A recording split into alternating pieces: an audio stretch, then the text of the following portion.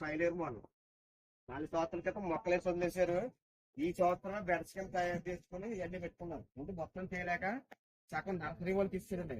Nursery వాళ్ళకి అందులో అంటే ఫైలేరు మోడల్ ఏమి డిస్టర్బ్ కాకుండా మధ్యలో నర్సరీ పెట్టుకున్నారు వాళ్ళు. వాళ్ళకి కూడా ఏంటంటే ఎటువంటి కెమికల్ యూరియా డిఏపి వాడకూడదని వాళ్ళతో అంగీకార పత్రం రాయించుకుని ఇచ్చారండి. అన్ని దేశవాళీ రకాలే. మునగా బొబ్బాయి హైబ్రిడ్ ఉన్నది.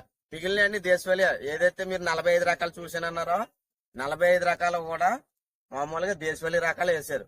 ఆదాయ వ్యయాలతో పని లేదు. నా కుటుంబం అంతా కూడా ఆరోగ్యంగా ఉంటే చాలు అని చెప్పి చేయడం జరిగింది.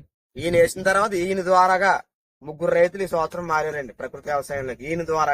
ఇందులో మనకు 1.5 ఎకరం ఈ 5 వీలర్ మోడల్ కన్నా వేయడం జరిగింది. వాళ్ళు చెప్పారు ఆవులు 14 ఆవులు ఉన్నాయని.